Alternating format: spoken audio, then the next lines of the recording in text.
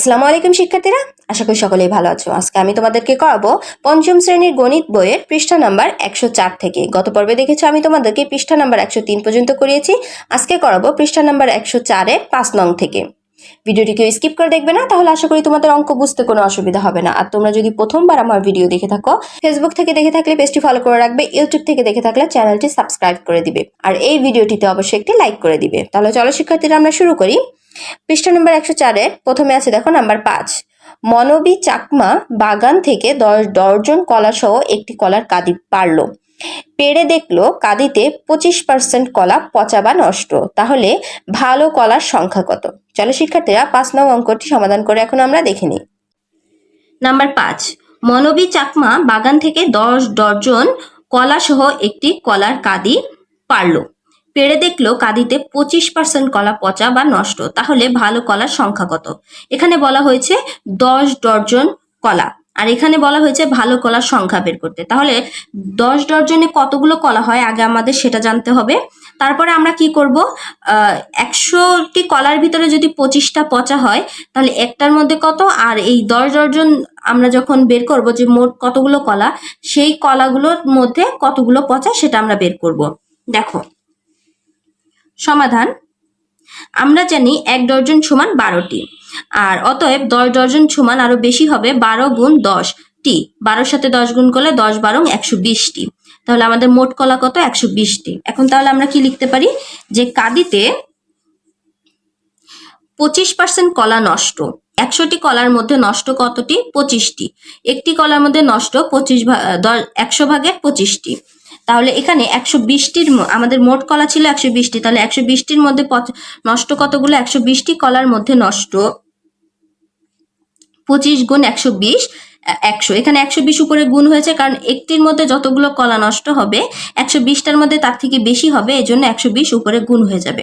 এখন এখানে আমরা যদি এখন কাটাকাটি করি, 25 দিয়ে আমরা কি করব? 100কে ভাগ করব। 25 দিয়ে 25কে ভাগ করলে 1, 25 দিয়ে 100কে ভাগ করলে আমাদের আসবে 4 25 100, 4। আর 4 দিয়ে 120কে ভাগ করব, 4কে 4 দিয়ে ভাগ করলে 1, 4 দিয়ে 120কে ভাগ করলে আমাদের ভাগফল আসবে 30। তাহলে এখানে 30টি, তাহলে 120টার মধ্যে নষ্ট কতটি? 30টি। তাহলে এখানে ভালো কলার সংখ্যা আমরা কিভাবে বের করব? অতএব ভালো কলার সংখ্যা সমান সমান আমাদের মোট কলা ছিল 120টি, তার ভিতরে থেকে নষ্ট ছিল 30টি। তাহলে 120-এর থেকে 30 বাদ দিলে আমরা পেয়ে যাব যে ভালো কলা কতগুলো ছিল। দেখো 0 থেকে 0 বাদ দিলে 0, 2-এর থেকে 3 বাদ দেওয়া যায় না, 2কে বড় বানাবো 12, 12 থেকে 3 বাদ দিলে 9, হাতের 1 এখানে ধরে নিব, 1-এর থেকে 1 বাদ দিলে 0, বামে 0 বসবে না। 90টি, উত্তর 90টি। আশা করি অঙ্কটি তোমরা বুঝতে পেরেছো। এর পরবর্তীতে আছে নাম্বার 6। নাম্বার 6-এ আছে বার্ষিক 13% মুনাফায় কোনো ব্যাংক থেকে কিছু টাকা ঋণ নিয়ে 1 বছর পর 8,840 টাকা মুনাফা দেওয়া হলো। আসল কত ছিল? চলো শিক্ষার্থীরা 6 নং অঙ্কটি সমাধান করে এখন আমরা দেখে নিই। দেখো শিক্ষার্থীরা, নাম্বার 6, বার্ষিক 13% মুনাফায় কোনো ব্যাংক থেকে কিছু টাকা ঋণ নিয়ে 1 বছর পর 8,840 টাকা মুনাফা দেওয়া হলো। আসল কত ছিল? এখানে আসল বের করতে বলা হয়েছে। এই অঙ্কটি আমরা 2টা নিয়মে করব, একটা হচ্ছে ঐকিক নিয়মে, আর একটা হচ্ছে সূত্রের সাহায্যে কিভাবে এই অঙ্কটি করা যায় সেই নিয়মে। দেখো প্রথমে আমরা ঐকিক নিয়মে করব। সমাধান, 13% বার্ষিক মুনাফা। তাহলে এখানে আমরা কি লিখতে পারি, 1 বছর পর মুনাফা কত? 13 টাকা হলে আসল কত ছিল? 100 টাকা। যেহেতু পার্সেন্টেজ বলেছে, তার মানে আমরা জানি যে 100 টাকা হবে। 1 বছর পর মুনাফা 13 টাকা হলে আসল 100 টাকা।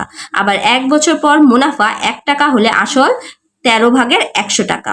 আবার লিখতে পারি 1 বছর পর 8,840 টাকা হলে, 1 বছর পর মুনাফা 8,840 টাকা হলে আসল কত হবে? আরো বেশি হবে। 1 টাকায় যতটুকু ছিল, যত টাকা আসল হতো, 8,840 টাকা আরো বেশি টাকা হবে, এই জন্য 8,840 উপরে গুণ হয়ে যাবে।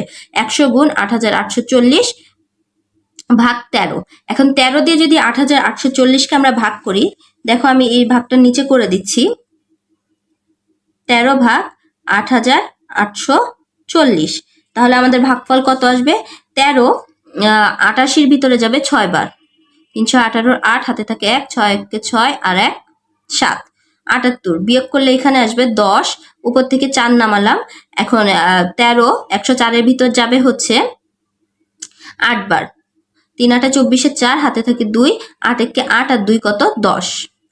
বিয়োগ করলে 0, 0 লেখার প্রয়োজন নেই, উপর আরো একটা 0 আছে, নিচে নামালাম 0। 8 ভিতরে 13 ভিতরে 13 0 ভিতরে যাবে 0 বার, 13 0 0। তাহলে এখানে আমাদের ভাগফল কত 680। তাহলে এখানে আমরা লিখতে পারি যে 13 দিয়ে আমরা 13 কে কাটলে 1, আর 13 দিয়ে আমরা যদি 8840 কে কাটি, আমাদের এখানে ভাগফল আসবে হচ্ছে 680। 680 সাথে আমরা এখন 100 গুণ করব। 1 দিয়ে প্রথমে এটাকে গুণ করলে 680 কে 680, আর এখানে 100 সাথে 2টা শূন্য ছিল, 2টা শূন্য বসিয়ে দিলাম, কত হলো 68,000 টাকা। উত্তর 68,000 টাকা। এটা ছিল ঐকিক নিয়মে। এখন এই অঙ্কটি আমরা সূত্রের সাহায্যে করব। আগে আমরা দেখি এখানে কি কি দেওয়া ছিল। এখানে দেওয়া আছে বার্ষিক মুনাফার হার, আর দেওয়া হচ্ছে ঋণ নিয়ে 1 বছর পর এত টাকা মুনাফা দেওয়া আছে। এখন আমাদের আসল বের করতে বলা হয়েছে। দেখো শিক্ষার্থীরা, সূত্রের সাহায্যে সমাধান। দেওয়া আছে বার্ষিক মুনাফার হার কত 13 টাকা, বার্ষিক মুনাফা কত 8840 টাকা। আমরা জানি আসল সমান সমান, আসলের সূত্র কি ছিল, বার্ষিক মুনাফা গুণ 100 ভাগ বার্ষিক মুনাফার হার। এখানে বার্ষিক কথাটা না লিখলেও হবে, শুধু মুনাফা গুণ 100 ভাগ মুনাফার হার লিখলেও হবে। এখন দেখো বার্ষিক মুনাফা কত ছিল, বার্ষিক মুনাফা ছিল 8840 গুণ 100 দিয়ে নিলাম, আর বার্ষিক মুনাফার হার ছিল 13, এজন্য 13 লিখে নিলাম।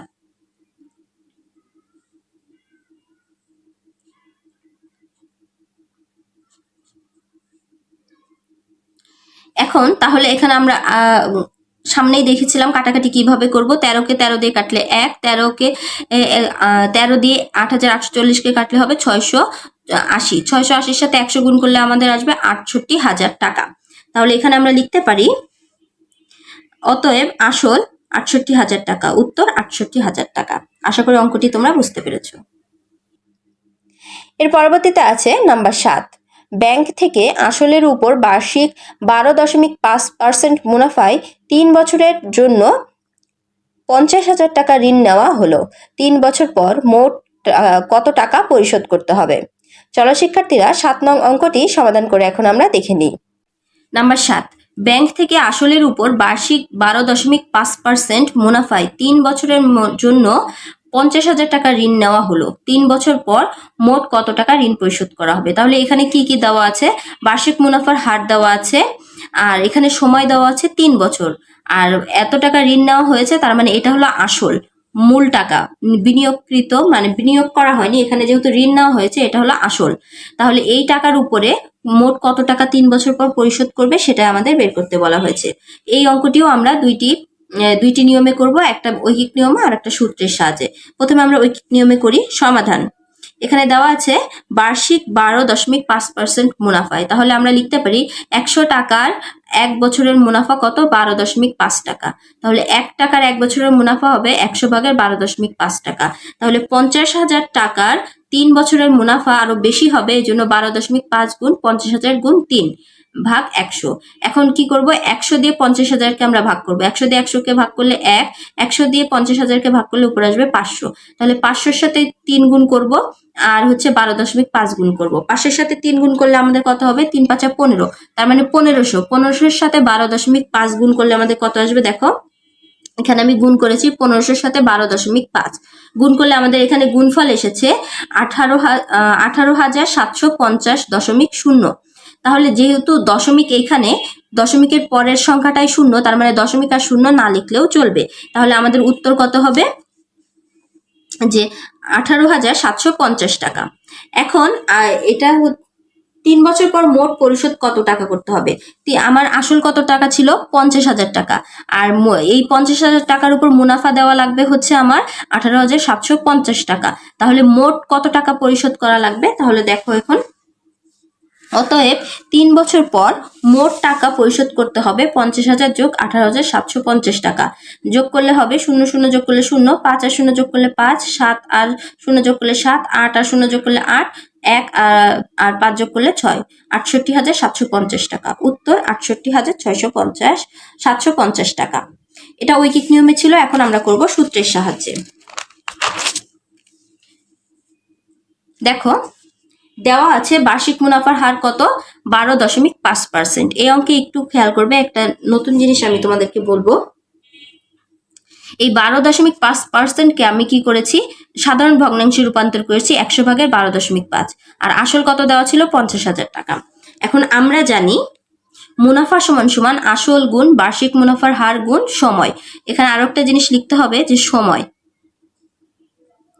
সময় কত ছিল, 3 বছর। এটা তোমরা লিখে নিবে অবশ্যই। তাহলে এখানে আসল গুণ বার্ষিক মুনাফার হার গুণ সময়, এখানে সূত্রটি ছিল হচ্ছে আসল গুণ বার্ষিক মুনাফার হার গুণ সময় ভাগ 100।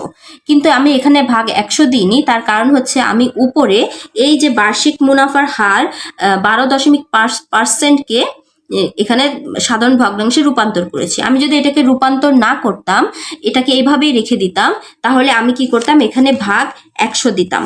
আর এখানে যখন বার্ষিক মুনাফার হারের সংখ্যাটা লিখতে হতো, শুধু 12.5 লিখে দিতাম। দুইটা অঙ্কই সঠিক, দুইটা অঙ্কের একটা অঙ্কও ভুল নয়। দেখো তাহলে এখন মুনাফা সমান সমান আসল গুণ বার্ষিক মুনাফার হার গুণ সময়।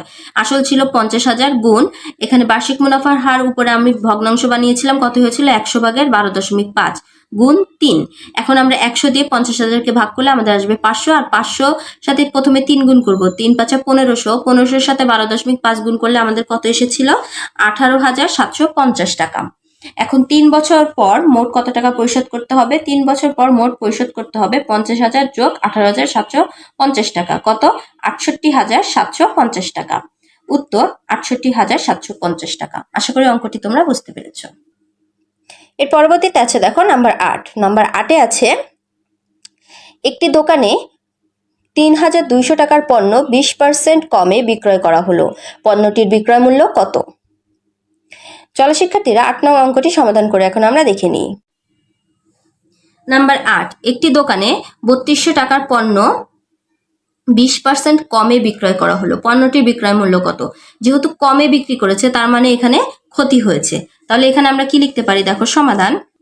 20% কমে ক্রয় মূল্য, এই 20% কমে কথাটির মানে হচ্ছে ক্রয় মূল্য 100 টাকা হলে বিক্রয় মূল্য হবে 100 বিয়োগ 20 টাকা। তাহলে 100 থেকে 20 বিয়োগ করলে 80 টাকা। তাহলে এখানে আমরা লিখতে পারি এখন ক্রয় মূল্য 100 টাকা হলে বিক্রয় মূল্য কত, 80 টাকা। অতএব ক্রয় মূল্য 1 টাকা হলে বিক্রয় মূল্য হবে 100 ভাগের 80 টাকা। আবার এখানে ক্রয় মূল্য কত দেওয়া ছিল, 3200 টাকা হলে বিক্রয় মূল্য আরো বেশি হবে, এজন্য 80 গুণ 3200 ভাগ 100 টাকা। এখন 3200 কে আমরা কি করব, 100 দিয়ে ভাগ করব। 100 কে 100 দিয়ে ভাগ করলে 1, 100 দিয়ে 3200 ভাগ করলে আসবে 32। 32-এর সাথে 80 গুণ করব। প্রথমে 32-এর সাথে যদি 8 গুণ করি, 8 দুগুণে 16, 6 হাতে রইল 1, 3 8 24, আর 1 যোগ করলে 25, আর এখানে 8-এর সাথে একটা শূন্য ছিল, শূন্যটা বসিয়ে দিলাম, কত হলো, 2560 টাকা। উত্তর 2560 টাকা। আশা করি অঙ্কটি তোমরা বুঝতে পেরেছো। এর পরবর্তীতে আছে নাম্বার 9। একজন বিক্রেতা কৃষকের কাছ থেকে সবজি কিনে 40% লাভে 6,300 টাকায় বিক্রয় করলেন, সবজির ক্রয় মূল্য কত ছিল? চলো শিক্ষার্থীরা 9 নং অঙ্কটি সমাধান করে এখন আমরা দেখে নিই। নাম্বার 9, একজন বিক্রেতা কৃষকের কাছ থেকে সবজি কিনে 40% লাভে 6,300 টাকায় বিক্রয় করলেন। তার মানে এটা হচ্ছে একটা বিক্রয় মূল্য। সবজির ক্রয় মূল্য কত ছিল, মানে বিক্রেতা কৃষকের কাছ থেকে কত টাকা সবজি কিনেছিলেন সেটাই আমাদের বের করতে হবে। এখন দেখো এখানে 40% কথাটার মানে হচ্ছে সমাধান 40% লাভে, অর্থাৎ ক্রয় মূল্য 100 টাকা হলে বিক্রয় মূল্য হবে 100 যোগ 40 টাকা। 100-100-র সাথে 40 যোগ করলে আমাদের হবে 140 টাকা। তাহলে এখানে আমরা লিখতে পারি, যেহেতু আমাদের ক্রয় মূল্য চেয়েছে, ক্রয় মূল্য রাখতে হবে হাতের ডান সাইডে। তাহলে 140 টাকা বিক্রয় মূল্য হলে ক্রয় মূল্য কত, 100 টাকা। 1 টাকা বিক্রয় মূল্য হলে ক্রয় মূল্য আরো কম হবে, এজন্য 140 ভাগে 100 টাকা। আবার বিক্রয় মূল্য এখানে দেওয়া ছিল 6,300 টাকা। 6,300 টাকা বিক্রয় মূল্য হলে ক্রয় মূল্য একটু বেশি হবে, 1 টাকার থেকে বেশি হবে, এই জন্য এখানে 6,300 উপরে গুণ হয়ে যাবে, 100 গুণ 6,300 ভাগ 140। এখন আমরা প্রথমে 20 দিয়ে 100 আর 140-কে ভাগ করব। 100-কে 20 দিয়ে ভাগ করলে আমাদের ভাগফল আসবে 5, 5 20 100। 100 দিয়ে 20 দিয়ে আমরা 140-কে ভাগ করলে আমাদের আসবে 7, 7 20 140। এখন 7 দিয়ে আবার আমরা 6,300-কে ভাগ করব। 6,300-কে 7 দিয়ে ভাগ করলে আসবে, দেখো 7 নং 63, আর দুইটা শূন্যের ভিতর 0 2 বাদ 7 0 বাদ যাবে, তাহলে এখানে আসবে আমাদের 900। 7 দিয়ে 6300-কে ভাগ করলে আমাদের আসবে ভাগফল 900। তাহলে এখন এই 900-র সাথে আমরা 5 গুণ করব। 5 0 0 5 0 0 5 9 45 টাকা। তাহলে এখানে আমরা লিখতে পারি উত্তর 4500 টাকা। আশা করি অঙ্কটি তোমরা বুঝতে পেরেছো। এর পরবর্তীতে আছে নাম্বার 10। 150 টাকায় একটি জিনিস ক্রয় করে কত দামে বিক্রয় করলে 30% লাভ হবে? চলো শিক্ষার্থীরা 10 নং অঙ্কটি সমাধান করে এখন আমরা দেখে নিই। নাম্বার 10। 150 টাকায় একটি জিনিস ক্রয় করে কত দামে বিক্রয় করলে 30% লাভ হবে? কত দামে বিক্রয় করলেন, তার মানে এখানে আমাদের বিক্রয় মূল্যটা বের করতে হবে। 30% লাভ হবে বলেছে, তাহলে দেখো সমাধান। 30% লাভে ক্রয় মূল্য 100 টাকা হলে বিক্রয় মূল্য কত হবে? 100 যোগ 30 টাকা। লাভ বলেছে এজন্য যোগ, 100-এর সাথে 30 যোগ করলে 130 টাকা। এখন দেখো আমরা কি লিখবো? 100 টাকা ক্রয় মূল্য হলে বিক্রয় মূল্য 130 টাকা, অতএব 1 টাকা ক্রয় মূল্য হলে বিক্রয় মূল্য 100 ভাগের 130 টাকা। আর আমাদের এখানে ক্রয় মূল্য 150 দেওয়া ছিল, অতএব 150 টাকা ক্রয় মূল্য হলে বিক্রয় মূল্য আরো বেশি হবে, এর জন্য 130 গুণ 150 ভাগ 100। এখন আমরা কি করব? 50 দিয়ে প্রথমে কাটাকাটি করব। 50 দিয়ে আমরা 150-কে কাটবো আর 100-কে কাটবো। 50 দিয়ে 100-কে ভাগ করলে আসবে 2। 50 দুগুণে 100। 50 দিয়ে 150-কে ভাগ করলে আসবে 3। 3 50-এ 150।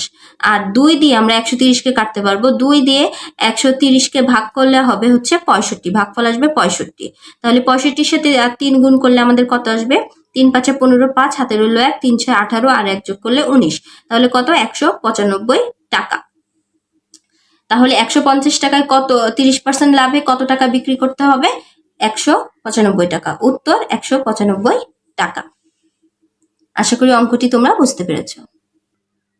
আজকে এই পর্যন্ত শিক্ষার্থীরা। পরবর্তী ক্লাসে আমরা পৃষ্ঠা নাম্বার 104-এর 11 নং অঙ্ক থেকে করব। পরবর্তী ক্লাস পেতে ফেসবুক থেকে দেখে থাকলে পেজটি ফলো করে রাখবে, ইউটিউব থেকে দেখে থাকলে চ্যানেলটি সাবস্ক্রাইব করে দিবে।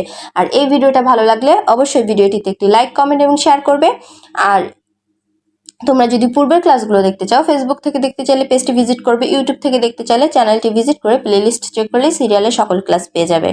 সকলেই ভালো থাকবে। ধন্যবাদ সকলকে।